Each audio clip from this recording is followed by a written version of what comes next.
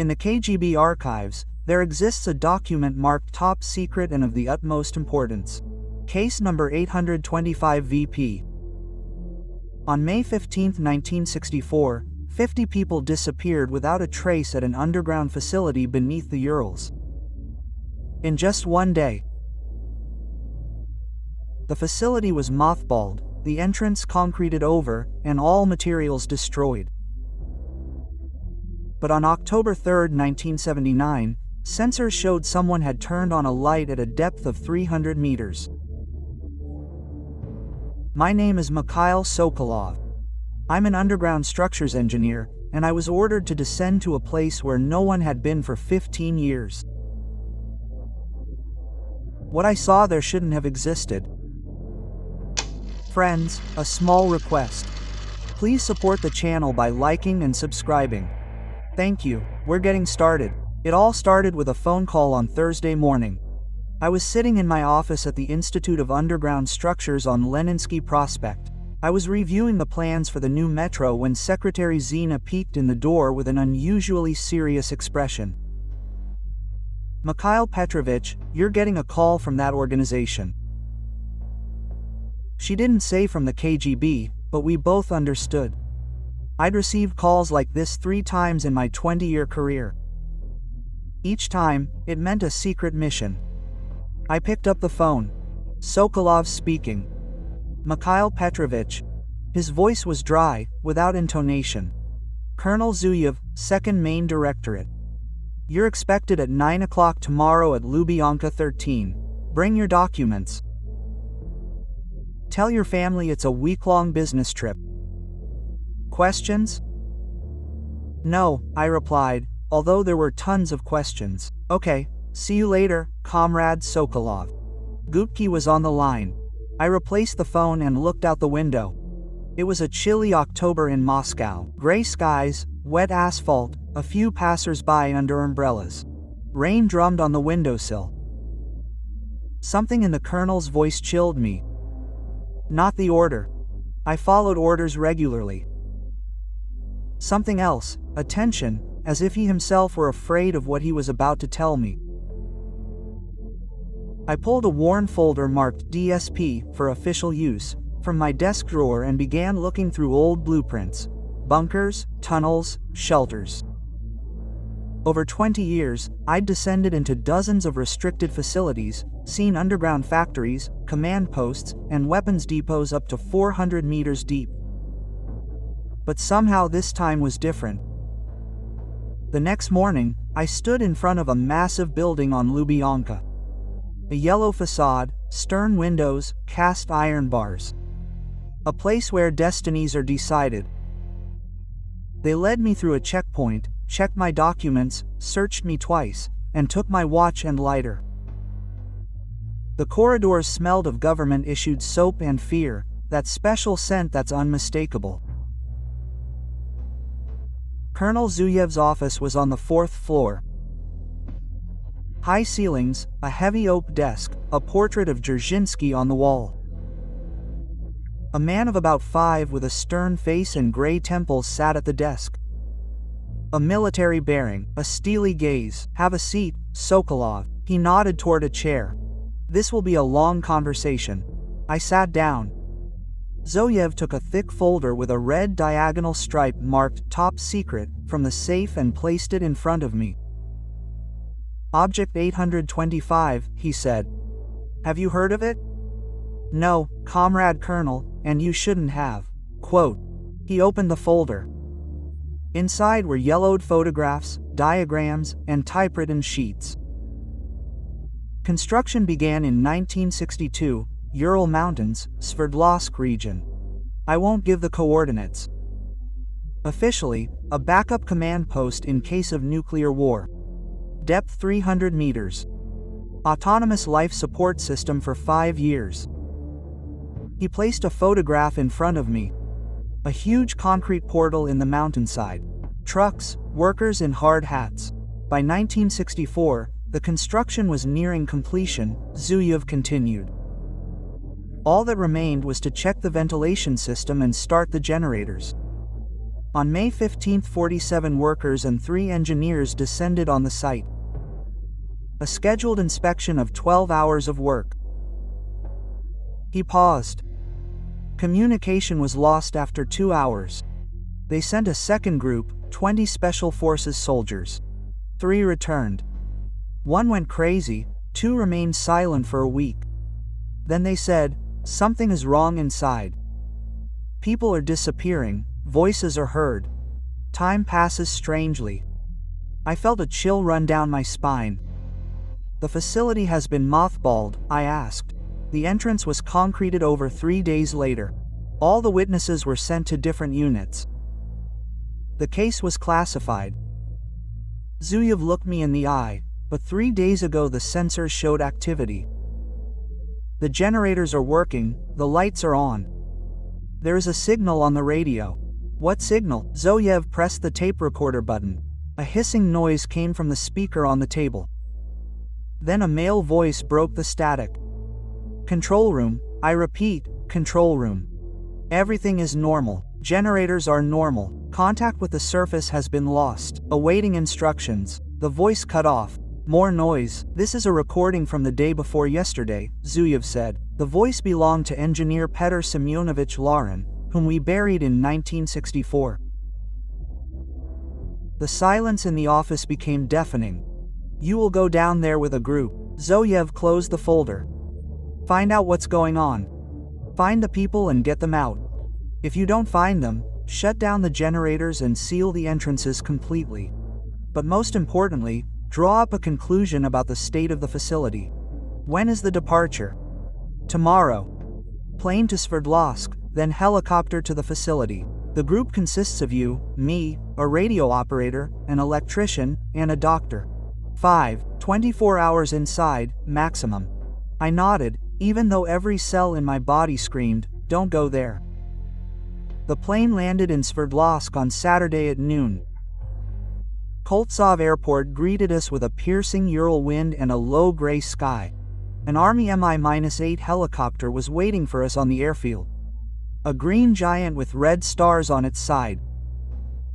No unit insignia. The pilots in black overalls nodded silently, without introducing themselves. The group gathered at the steps. Radio operator Kuznetsov, about 28 years old, a thin guy with nervous hands, checked the radio the entire flight. Electrician Pavlov, about 30, a stocky man with a mustache, calmly smoked by the side of the plane. Dr. Lebedeva, a woman of about 50 years old in a military uniform without insignia, was silently packing a medical suitcase. Colonel Zuyev stood by a map spread out on the hood of the UAZ. Quote, "Listen up everyone," he said when we approached. 2 hours of flight. We're landing on a pad 5 kilometers from the target. From there we'll walk. This is a closed area, a protected zone. The cordon was removed a month ago specifically for our operation." He pointed to a point on the map. "The target is here. An old adit in the slope of Mount Shikon. The coordinates are secret. There is no cell phone service. The radio works to a depth of 100 meters. From there, only landline. Equipment for 2 days. I have the weapons. Any questions?" "What's inside?" Quote, Lebedeva asked.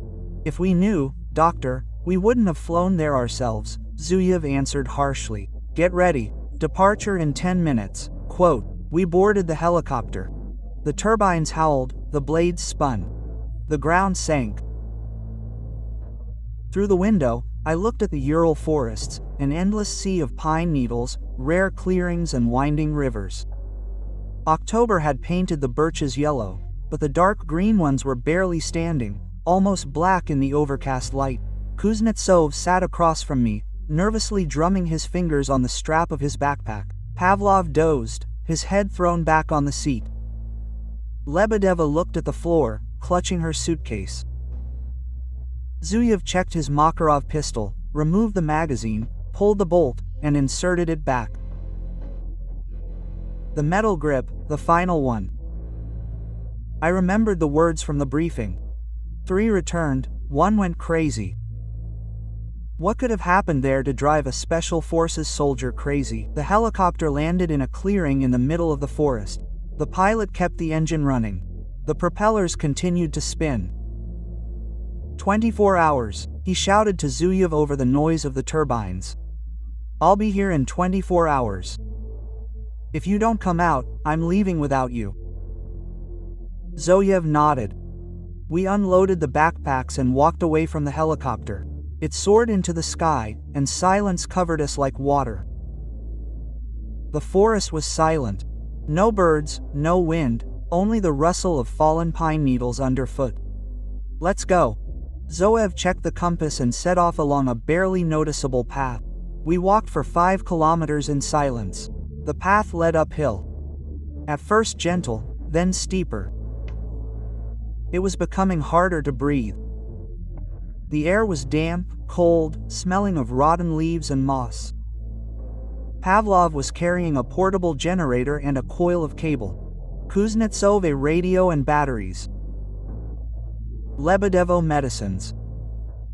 I have the drawings of the site and measuring instruments.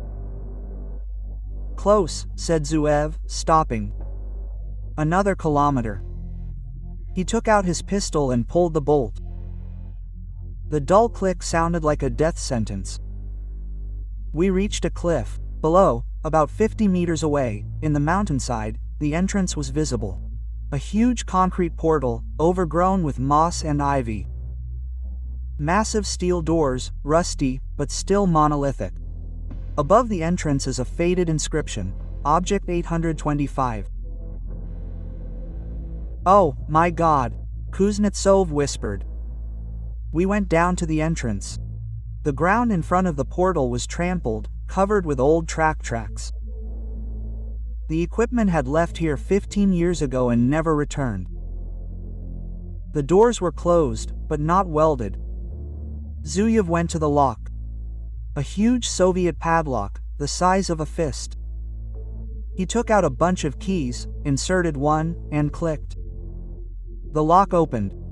"Strange," Pavlov muttered. "They should have concreted it." "They should have," Zuyev agreed. But someone opened it from the inside. He pushed the door. It gave way with a drawn-out scrape of metal on metal, a sound that made your teeth ache. Darkness gaped behind the door. Cold air blew in our faces. The smell of damp, concrete, machine oil, and something else sweetly putrid. As if something had died and decomposed in this darkness years ago. "Flashlights," Zuyev commanded. We turned on the flashlights. 5 beams of light cut through the darkness. The long corridor led down before us, concrete walls, a low ceiling, rusty pipes along the walls.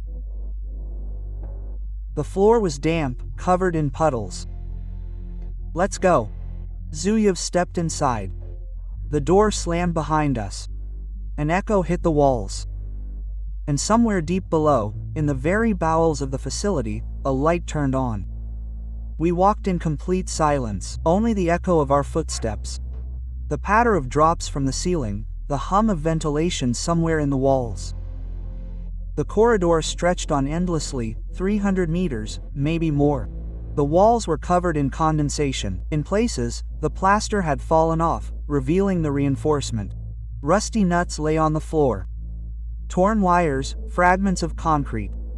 "The generators are working," Pavlov noticed, listening. "Do you hear that hum?" A 300 kilowatt diesel engine. I listened. Indeed, it is deep, measured, a hum, like the breathing of a sleeping animal. "Who started them?" Kuznetsov asked. No one answered. The corridor widened. We entered a spacious room, an airlock. Concrete walls, a massive steel door at the far end, a control panel by the wall. A red light was blinking on the panel. "A hermetically sealed airlock," I said, approaching the panel. 3 doors, standard protection from radiation and biological threats. I pressed the button, the light changed color to green. The door at the far end of the corridor slowly crawled upward with a hydraulic hiss. A second corridor opened behind it, but this one was illuminated. Dim lamps under the ceiling burned with an even yellow light. The walls were clean, the floor dry. Along the walls stood wooden boxes with labels: canned food, drinking water, medicines. "Someone lives here," Lebedeva whispered. We walked into the corridor. It was warmer here. The heating system was on. The pipes along the walls were hot to the touch. "Look," Kuznetsov pointed to the wall. An arrow and the inscription, Dispatch 200M, were drawn in chalk on the concrete. The handwriting was neat, the letters even, the chalk fresh, not crumbling under my fingers. "This is recent," I said. "Let's go." Zuyev moved forward. We followed the arrows. The corridor branched, going right, then left, then straight again. I tried to remember the route, but after a few turns I lost my way. "We need to leave marks," I suggested. Pavlov took out some chalk and started drawing crosses on the walls every 10 meters. Finally, we reached a door with a sign saying, "Control Room. Entry only with permission." The door was slightly open. From inside, we could hear the quiet hum of operating equipment and voices. We froze. I repeat, the generators are normal. Ventilation is working. Contact with the surface has been lost. Quote. The voice was mechanical, like a recording on a cassette. But the words came continuously, without stopping. Zuyev pushed the door. We entered a small room filled with equipment. Control panels with buttons and switches, monitors with green screens, telephones, radios. Fluorescent lamps burned under the ceiling, a cool white light without flickering. Against the far wall stood a desk. On it was an open magazine, a pen, a glass of tea. A thin stream of steam rose from the glass. "Someone was just here," Kuznetsov whispered. Pavlov walked up to the table, picked up a glass, and sniffed it. The tea was hot, brewed 5 minutes ago. Zuyev walked around the room, peering into the corners. No one. I picked up the journal. The pages were covered in neat handwriting. Entries about instrument readings, time, system status. Last entry. May 15, 1964, 2:20 p.m. Generators operating normally. Ventilation normal. Temperature plus 18 degrees Celsius. Contact with the surface lost. Awaiting instructions. Engineer Lauren. P.S. I looked at my watch. October 4, 1979, 4:35 p.m. 15 years difference. That's impossible, I said out loud. What? Zoyev came up to me. I showed him the journal. The last entry was from May 15, 1964. Lauren wrote this 15 years ago, but the tea was brewed 5 minutes ago. Silence. Fry, then Lebedeva quietly said, or for him 5 minutes had passed. Everyone looked at her. A temporal anomaly, she spoke slowly, choosing her words. I read reports on the experiments in Dubna. Theoretically, time can flow differently in a strong gravitational field. If here, at a depth of 300 meters, an artificial field was created, are you saying that the people who disappeared in 1964 live here, and for them, several days have passed? Pavlov interrupted her. I don't know, Lebedeva admitted, but I can't explain it any other way. The radio on the table suddenly came to life, a crackle of static, then a voice. Control room, over. Who's there? Who entered the control room? Answer. We froze. The voice was male, lively, tense. Zoyev picked up the radio. Colonel Zuyev, KGB, is here. Who's speaking? Pause, crackling static. Then Engineer Lauren, Object 825. Why has the connection been down for so long? We've been waiting for instructions for 12 hours. Zuyev looked at me. I nodded. Lauren, Zuyev said into the radio, where are you now? In the lab, lower level. We're checking the ventilation system. What happened? Why were we silent for so long? Quote, Zuev slowly lowered the radio. They know, he whispered. Kuznetsov turned pale, not knowing that 15 years had passed. We left the control room and moved further down the corridor. Following the signs, we entered the residential sector. A long corridor with doors on both sides. Signs on the doors: room number 1, room number 2, and room number 30. Barracks style. I opened the first door, slowly holding the flashlight at the ready. Inside was a small room, 2 bunk beds, a table, chairs, and a wardrobe. The beds were made army style, evenly and tightly. On the table was a stack of books and newspapers. I took the top one. True, May 12, 1964. On the front page was a photo of Khrushchev and the headline, Comrade First Secretary Visits Virgin Lands. I put the newspaper down and opened the closet. Clothes were hanging inside. Work overalls, jackets, boots. Everything was neat and clean, like a museum, Pavlov muttered, looking over my shoulder. We walked around a few more rooms, all the same. The beds were made, things were in their places, nothing on the people. Look! Lebedeva stopped at one of the doors. Soft sounds were coming from inside. Rustling, the creaking of a bed, footsteps. Zoyev raised his pistol and nodded to me. I pushed the door. The room was empty, but the bed was rumpled, the pillow sank in, the blanket thrown off.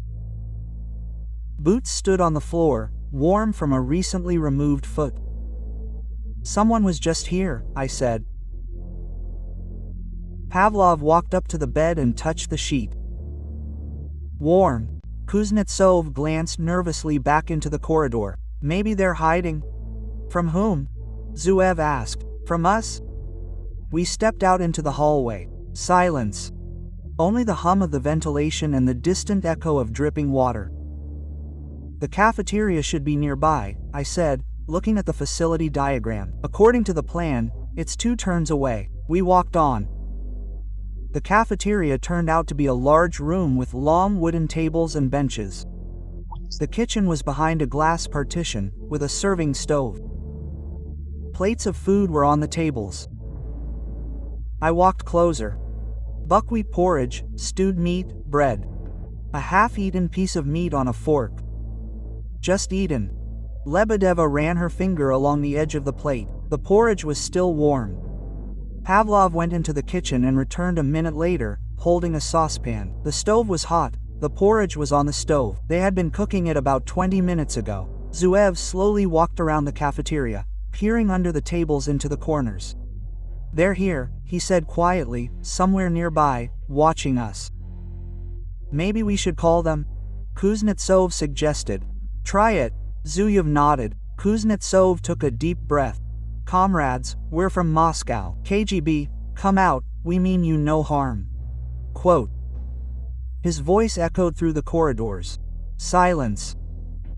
Then a distant sound, quick footsteps, many. They were running, but not toward us, away from us. We found a staircase leading down. A metal spiral structure disappearing into the darkness. A sign on the railing, lower level. Access restricted. According to the plan, there's a laboratory and a machine room, I said, examining the drawing. Lauren said they were in the laboratory, Kuznetsov reminded. Zoev nodded. Let's go down. Be careful. Quote. We began our descent. The stairs led down about 50 meters. Spiral after spiral. It was getting colder. Our breath turned to steam. At the bottom, we were greeted by a massive steel door with a red sign, Caution, Experimental Zone. The door was slightly open. Behind it was a spacious room, a laboratory, white walls, shelves with equipment, tables with instruments. In the center, a strange construction. A metal frame a meter high. Inside were rotating rings, wires, sensors. All of this hummed, emitting a dull bluish glow. What is that? Lebedeva whispered. I came closer. The indicators on the control panel were lit. The instrument needles trembled in the red zone. I don't know, I admitted, but it works. Pavlov walked around the setup, peering behind the rings. The magnetic field, he said. It's very strong. The compass is going crazy. Quote, he showed his compass. The needle kept spinning without stopping. Can this affect time? Zuev asked Lebedeva.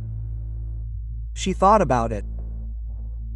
Theoretically, if you create a strong enough field, it is possible to warp space-time. But that's experimental physics. The USSR shouldn't have had such technology in 1964. Obviously, it did, Zuev remarked dryly.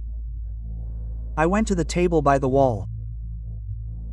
On it lay the experiment journal, written by hand. Reading the notes, I felt a chill creep under my skin. May 10, 1964. First launch of the facility. The field is stable.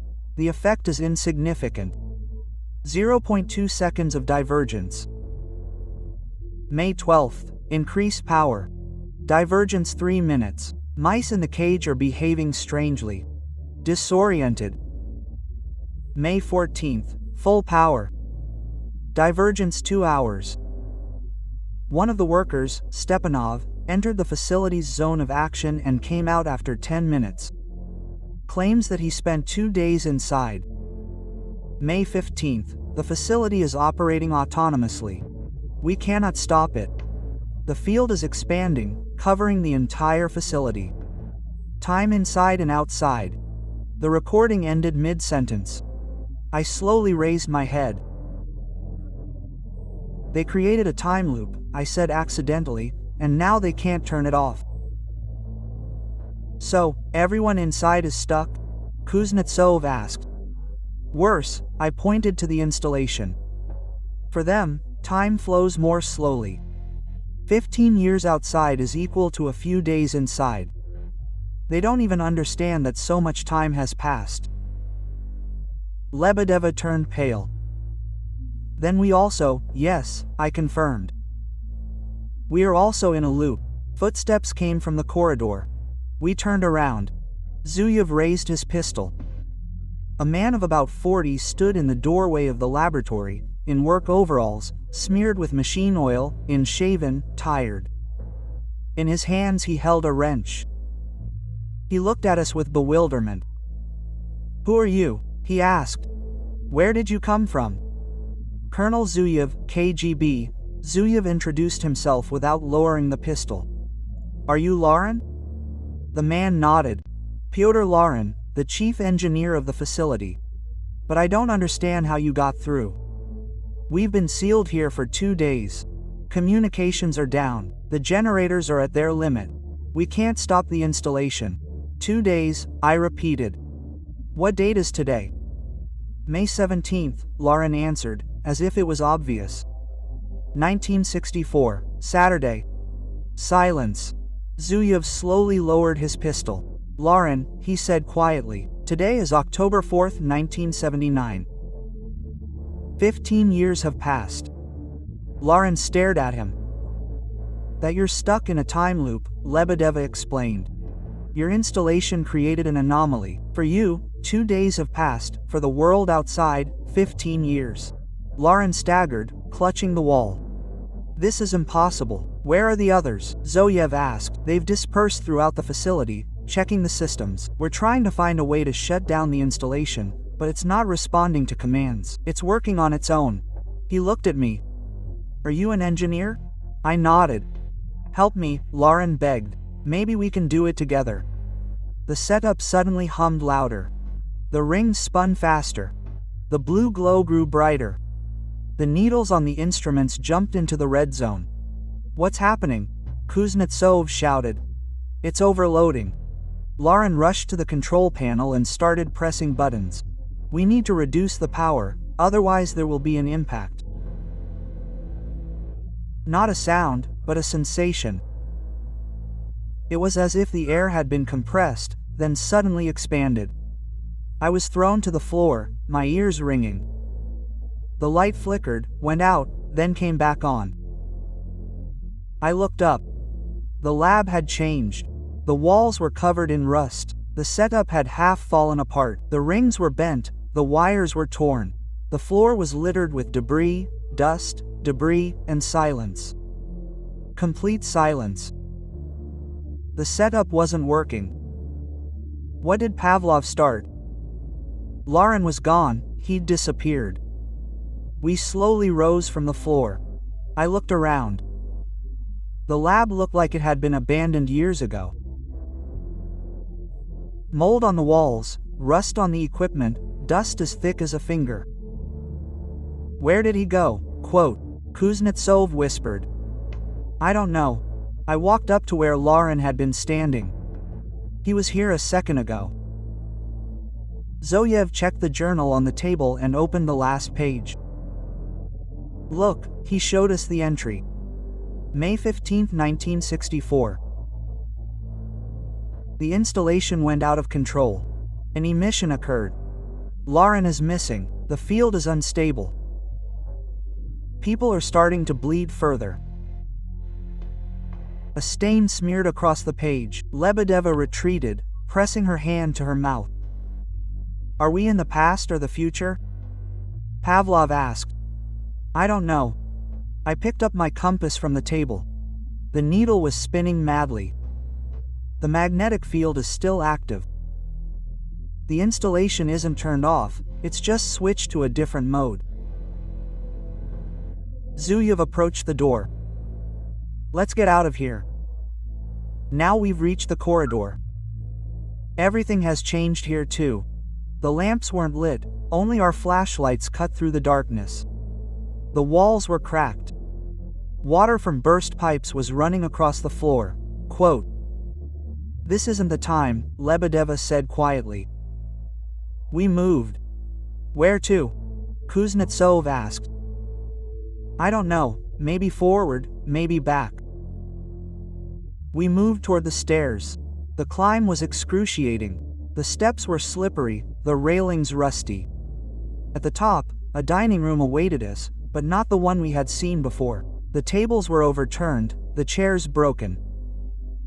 There were scratches on the walls, deep, long, as if someone had tried to claw a way out. Things were lying on the floor. Clothes, boots, personal belongings and bones. Guests. Lord, Lebedeva knelt down next to a skull. These were human remains. There were many of them.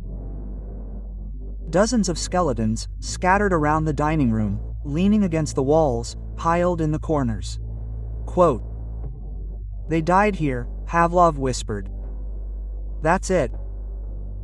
Zuyev picked up the note from the floor. Yellowed paper, trembling handwriting. There are 7 of us left. Lauren disappeared after the first emission. The installation doesn't stop. Time flows, incorrectly.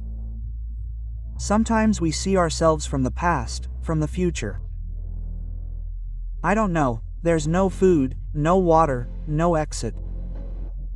If anyone finds this, don't enter the lab, don't turn on the installation. There's death here. Signed Engineer Mikhailov, May 23, 1964. I clutched the note in my hand. We need to get out right now. I agree. Zuyev moved toward the exit. We ran.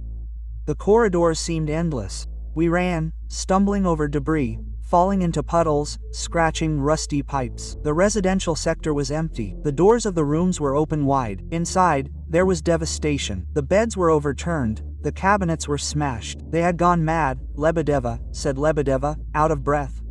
Quote, To the end. Time had broken them. We ran to the control room. The door was closed. Zoyev slammed his shoulder into it. Once, twice. The door gave way. It was dark inside. The flashlights illuminated a devastated room. The consoles were smashed.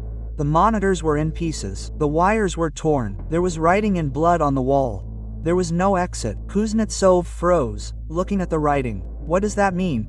Literally, I answered. They were able to get out. Pavlov checked the airlock control panel. It's not working, the power is out.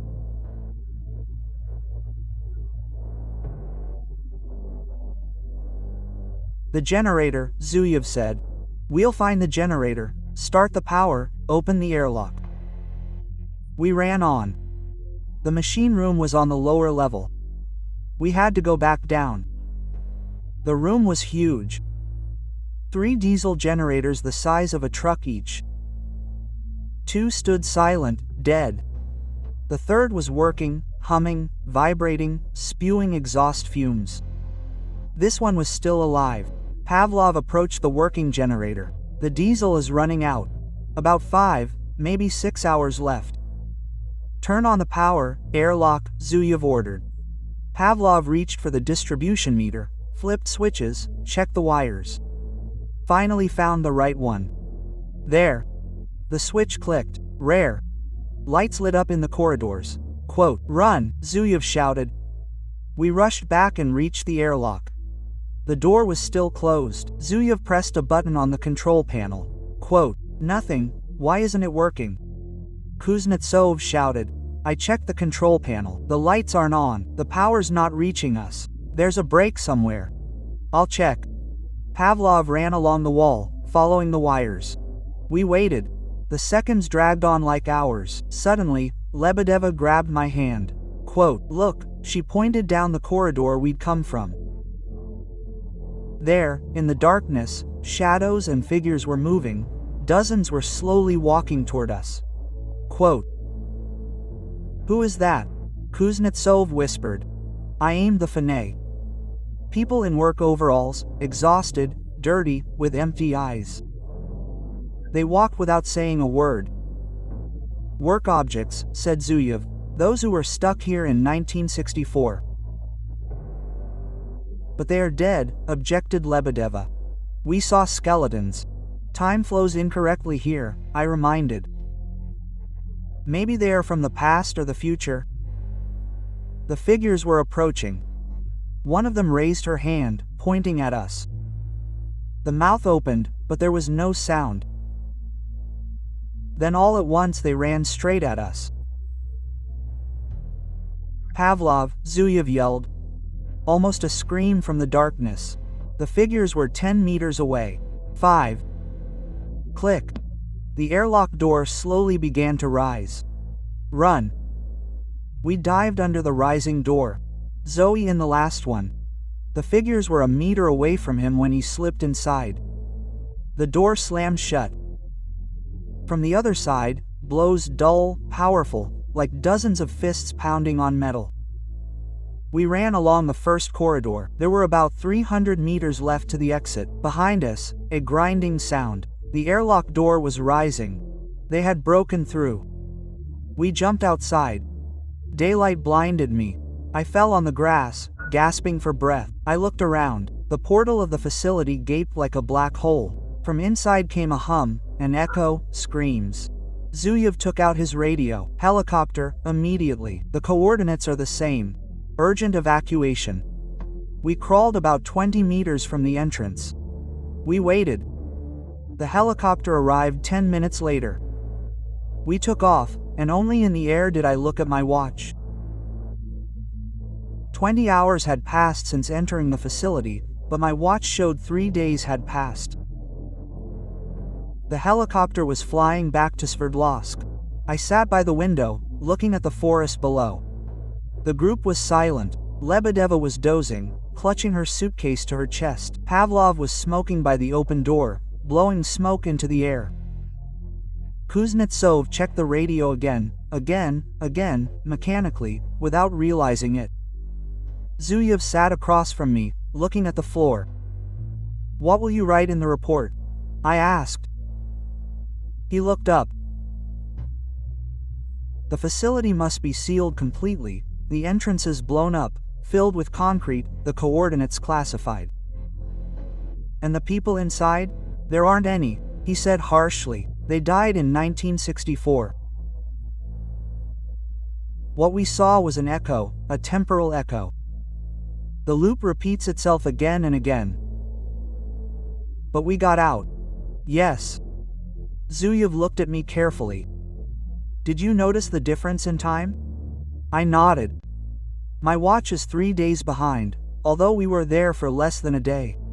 It's the same for everyone, Zuyev confirmed. We spent 20 hours inside, but for us, 3 days have passed. This means the field is still active and affects everyone who enters. What will happen if someone else enters there? Zuyev was silent. We'll be stuck forever, like those 50. We landed in Sverdlovsk in the evening. We were met by a black Zil without numbers, without identification marks. We were taken to different hotels. I was given a Sverdlovsk room on 1905 Square. An ordinary Soviet room, a bed, a table, a TV, a ruby, a carpet on the wall. I lay down on the bed, without undressing. I closed my eyes. But sleep would not come. I saw the corridors, heard the gyratory workers. I smelled damp and machine oil. And Lauren's voice. 2 days. May 17, 1964. For him, 15 years had not passed. 2 days had passed. And he was still there, in the noose. Living these 2 days over and over again, like everyone else. In the morning, I was called to a meeting.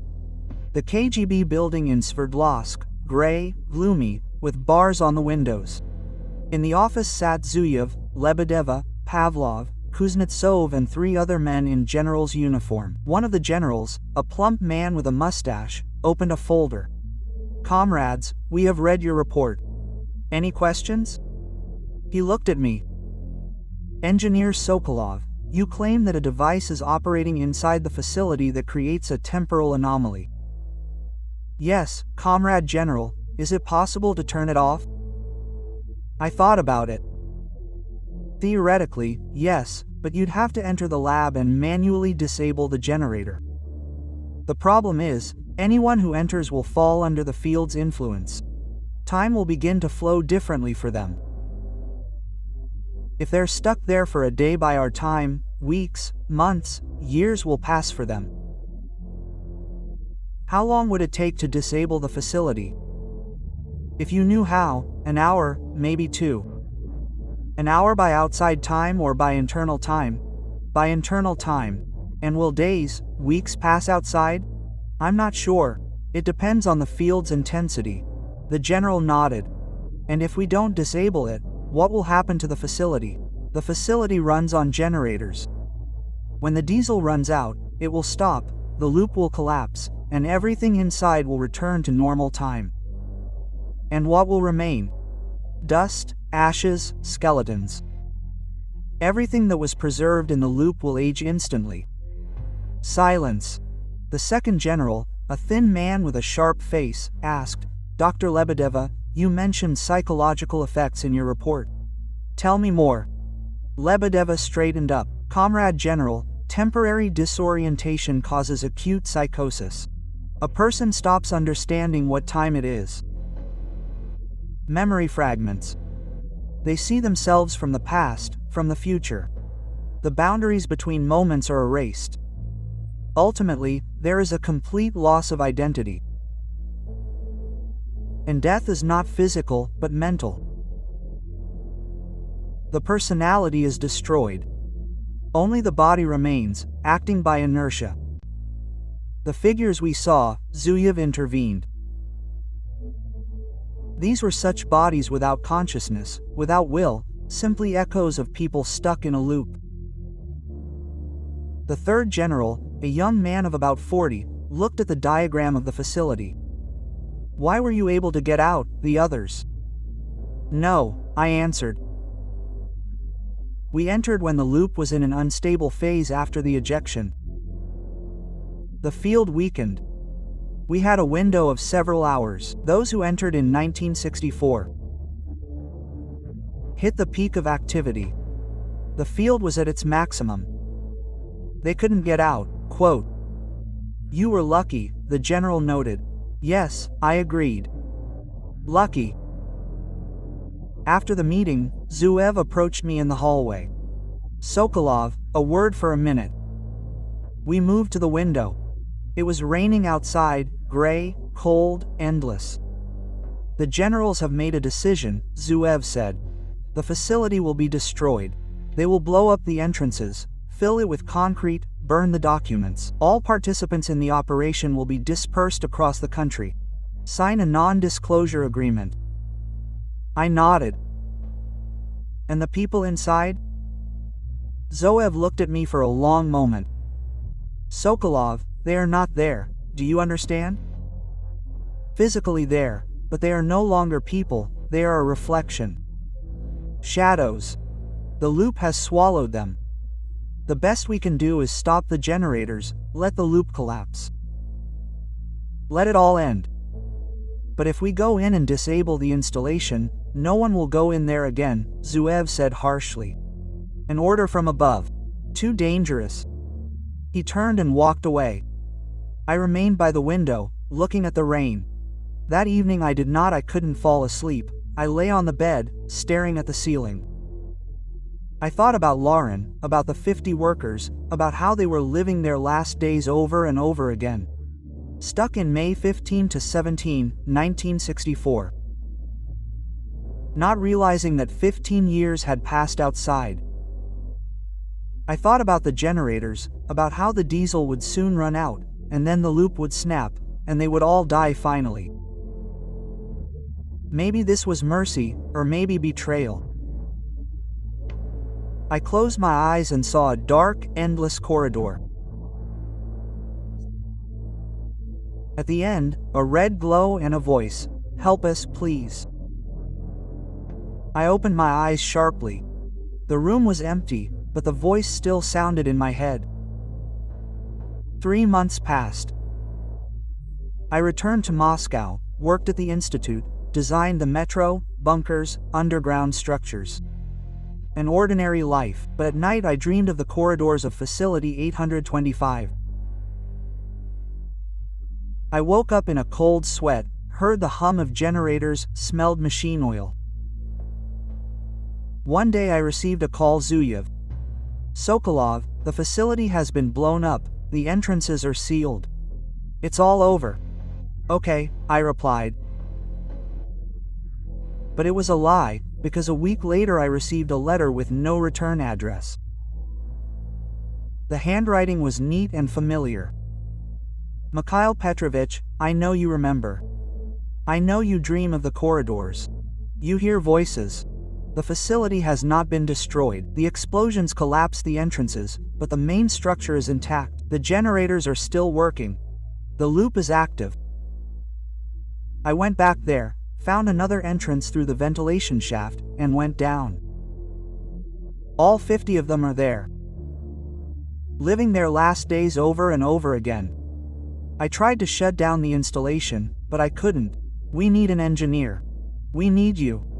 I'm attaching the coordinates. If you dare, come. But know that if you go in, you may not come out. Time is flowing faster and faster there. The loop is accelerating. Soon it will collapse on itself. You have one try. 1. I will wait at the entrance for 3 days, then I will leave. Decide for yourself. Engineer Lauren. I put the letter on the table and looked out the window. Moscow, December. Snow, ordinary life, but a voice in my head. Help us. I got up, opened the desk drawer, took out an old map of the Urals, found the coordinates, and started packing my backpack. I don't know what happened to Object 825 after that. This letter is the last thing left in the archives. Mikhail Sokolov disappeared in December 1979, missing in action. He was never found. Object 825 is listed as destroyed. The entrances are sealed, the documents burned. But sometimes, they say, in the Ural forests they hear a deep, measured hum, as if generators were working underground at a depth of 300 meters. And if you listen closely, you can hear voices. They call, asking for help again and again and again in an endless time loop. If you are interested in this story, give it a like, subscribe to the channel, click the bell. Links to other declassified cases are in the description. And in the comments, tell us if you believe such objects exist. And finally, if you ever hear the hum of generators underground, don't go down there. Time doesn't forgive curiosity.